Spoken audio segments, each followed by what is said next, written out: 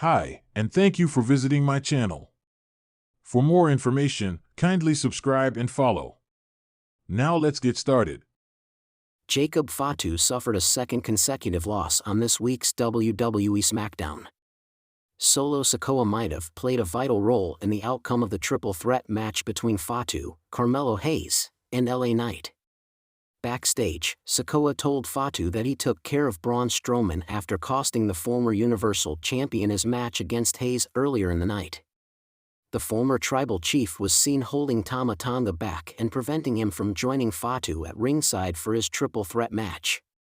Tonga has almost always accompanied Fatu for his matches, especially in Sikoa's absence. The former tag team champion's absence at ringside might have resulted in the outcome of the clash, as LA Knight picked up the win and took advantage of Fatu's work. Jacob Fatu was almost brought to tears because of Solo Sikoa's win over John Cena. Jacob Fatu previously discussed Solo Sikoa's win over John Cena at the Crown Jewel 2023 Premium Live event. Speaking to Muscleman Malcolm in an interview, the Samoan werewolf opened up about the Sikoa-Cena showdown. He also mentioned that Cena has shared the ring with several Anoa'i family members. Fatu said, "I watched it live when it was going on Peacock, but it was good. Coming from growing up with USO and seeing John, mind you, John Cena, he's wrestled all our family members. So for him and Solo to tap in, and what he did for Solo, and what Solo did, it was awesome. Once again, this is my family. We're all like this," crosses his fingers, locked in. "It felt good," the asterisk N nearly brought tears to my eyes. "It's the business that we love to do. It's the business that changed our lives.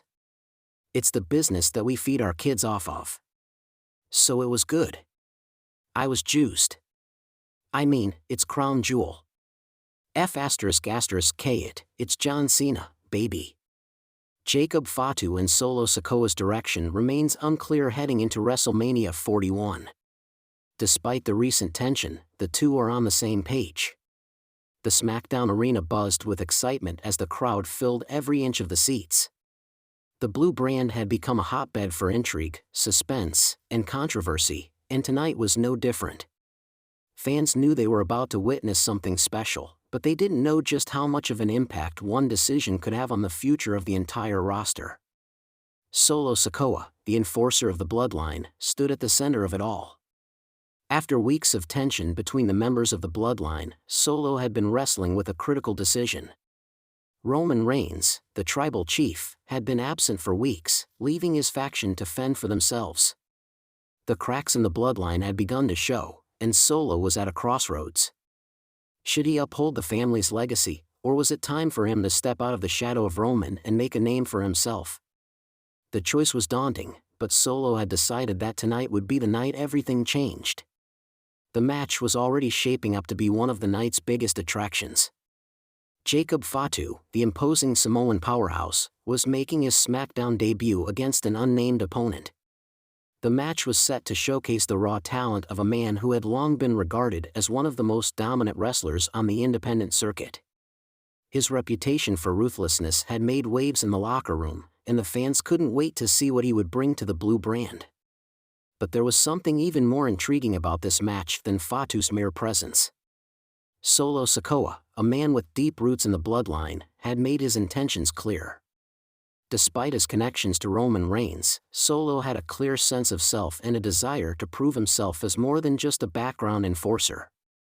Tonight was about him, about carving his own path, even if that meant potentially leaving the very faction that had shaped his career. The match began, and Jacob Fatu wasted no time in establishing his dominance. He towered over his opponent, hitting him with powerful slams, suplexes, and crushing strikes. It was clear that Fatu was in control, as his opponent could barely find an opening. Every move was calculated, and Fatu seemed destined for victory, but there was a shift in the air. Solo Sikoa, who had been watching from the side, began pacing back and forth, eyes locked on the ring. Something in his expression had changed. It was as if he was contemplating a decision that could alter the course of the match, and perhaps even his own future. As Fatu prepared to finish his opponent with a crushing Samoan drop, the arena lights flickered. The crowd went quiet for a moment, unsure of what was happening. Suddenly, the unmistakable sound of the Bloodline's music hit, and the audience erupted in mixed cheers and boos. Roman Reigns had arrived. But he wasn't alone. Behind him stood Paul Heyman, a silent observer, as always, but something felt off about their presence tonight. Roman's entrance was commanding, but his body language suggested there was more to this than just his usual presence. Solo's eyes narrowed as he watched his cousin march down the ramp. Roman paused at the base of the ramp and locked eyes with Solo, a silent exchange of power between them. Solo's fists clenched at his sides, his gaze unwavering. The tension in the arena was palpable as everyone waited to see what would happen next. Just as Fatu lifted his opponent high into the air, preparing for his finishing move, Solo made his move. He stepped forward and slid into the ring, causing a slight distraction. The audience's anticipation reached a fever pitch, and the distraction was all it took. Fatu, momentarily distracted by Solo's presence, hesitated for a split second. That was enough time for his opponent to recover, hitting him with a surprising clothesline that sent Fatu crashing to the mat. The audience gasped as Fatu slowly rose to his feet, a look of disbelief on his face. He had been caught off guard. Solo, standing at ringside, watched intently as the match took an unexpected turn. Was this the moment he had been waiting for? Would he step up and make a bold statement to Roman, or would he let Fatu regain control?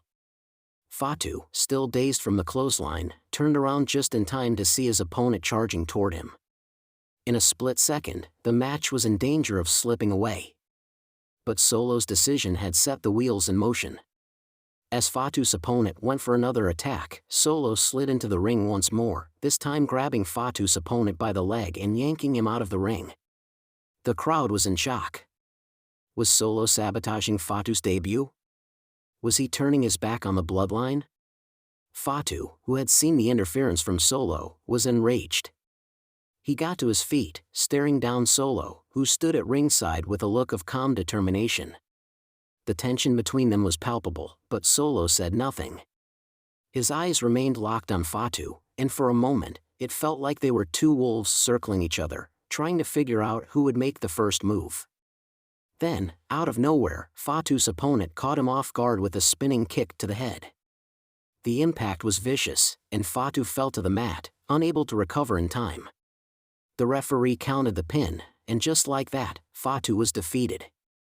The crowd was stunned into silence as the bell rang, signaling the end of the match.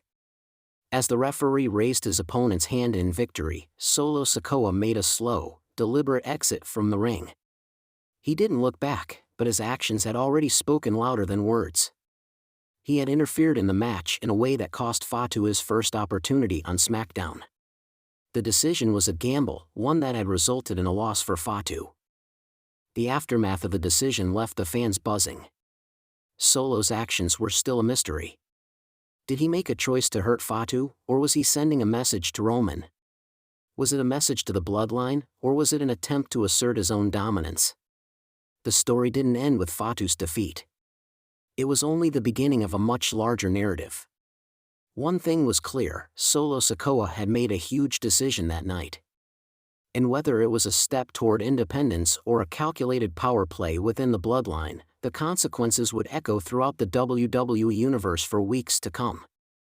As the cameras faded to black, the fans knew one thing for sure: Solo Sikoa's path had just taken a dark turn, and it was only a matter of time before the repercussions would be felt by everyone in WWE.